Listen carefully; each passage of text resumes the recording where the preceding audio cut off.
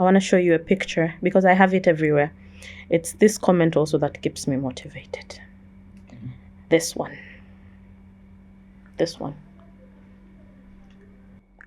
Keep winning and inspire your fellow youth.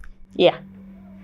Okay. It's from Joseph Kusaga. Yeah, and I can see in this picture Yeah, it's you and him. Joseph Kusaga. Yeah, I met him once.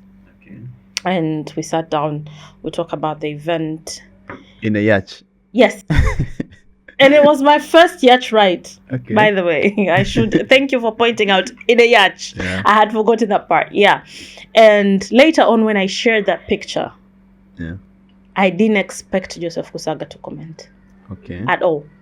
So when he commented that, I was like, so this is what he thinks I'm doing.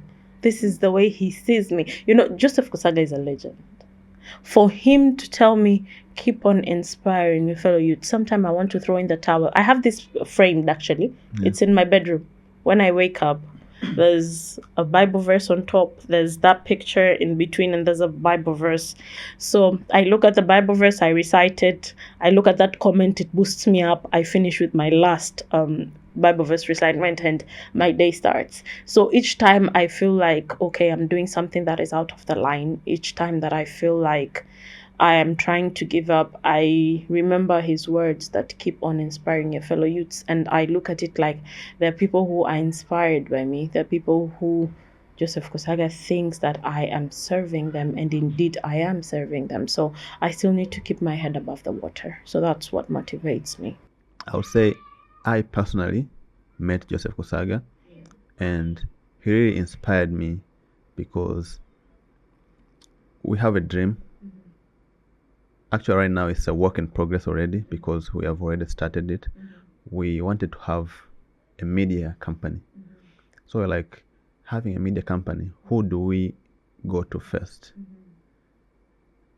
So through our connections, it got us to Joseph Kusaga, and he gave us a lot of advices about starting a media without expecting anything in return. That's Joseph Kusaga for you. Joseph Kusaga is much more open to youths. I think he loves to see youths who are passionate about making a change. I think Joseph Kusaga is a man that wants to leave a footprint of that says, I didn't walk alone. I carried masses behind me. And he just keeps on motivating youths, telling them they can do it, and where he can support, he supports. Can I tell you a funny thing? Do you know Joseph Kusaga came to my event in Arusha? Like, flew in from Dar es Salaam to Arusha for East Africa Youth Awards. He did. Okay. I am not a celebrity. I don't have those big names. I am not a daughter of some, but he came in support. He came in. And he also supported some of his staff that were also nominated for the elections. I mean, for the awards, how to reach to Arusha. He facilitated them. And he even did an after party for them. Okay. Yeah. So he really helps youths, and I really look up to him as a mentor, and he is a man with a golden heart.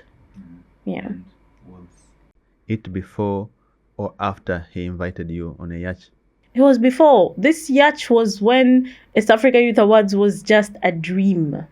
And I am about to accomplish it, but I don't know how to do it. I don't know how to go about it. And the yacht ride was like, kichwa ipoe kwanza. Poozwa kichwa na haya mawimbi ya bahari. And understand kwamba just as the ocean is big, the world is full of diverse solutions to your problems. So navigate through them. So as we navigated through the waves, my mind also navigated through solutions. Yeah.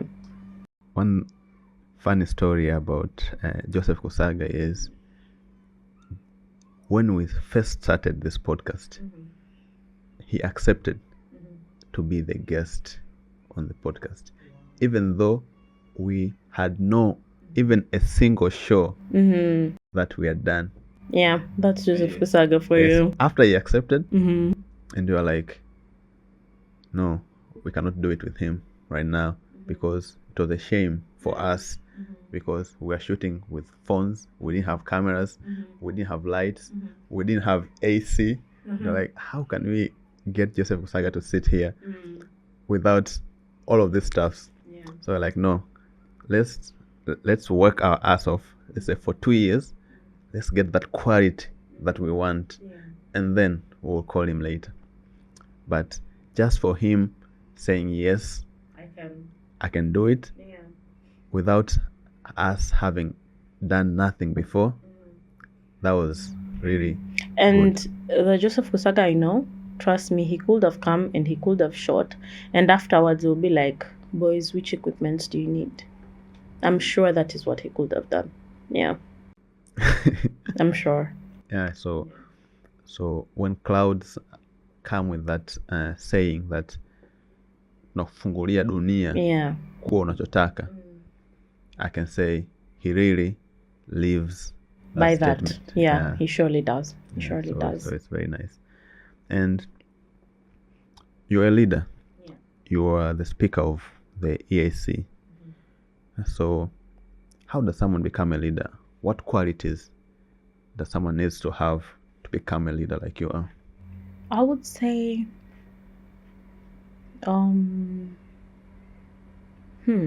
this is a bit tricky, but I would say learn a lot about who you want to lead.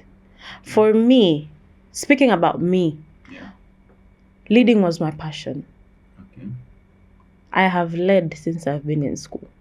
If I don't win the votes of being a monitress, I won't eat at home. I would sleep sulking. Why didn't I be a monitress? You understand? But then, as I grew, my passion grew and grew and grew and grew. Hivi unajua niligombea ubunge wa viti maalum vijana. Nikakosa kura. When that happened, I wanted to give up on leadership. Totally and completely. Then that's when the position for the East Africa Parliament came in. If you remember, hapo nyuma, I told you, I said, I want this position, whether I know about the EAC or I don't. Hiyo hasira ya kushinda zile kura, making a good speech, ilitoka kwenye kukataliwa na wajumbe wa chama changu. So I think leadership is a passion. As for me, it's a passion. And the passion comes from wanting to serve. I want to make a change. I want to leave footprints of change. Whatever I see that is not right, I believe I can fit pale and make a change. That's how your video came to my hands, the one that I created. Whoever was creating that content didn't have ideas. Me and my leadership head was like, I must intervene, give out a whole script of how this has to be done, make sure it's perfect, and then sasa iende kwa walaji. So I think maybe some of us are just born wanting to be leaders and with leadership in us, or maybe our passion to serve doesn't allow us not to want leadership positions. But for me, it's passion. I think it's something I was born with because I've been wanting it since I was in primary school. All the way, leadership has been my thing. And I'm not done. I'll get there. I'll get to where I'm going. And I think the next time we do a podcast, I'll be there. Okay. So you have a passion for leadership. Okay. So what piece of advice would you give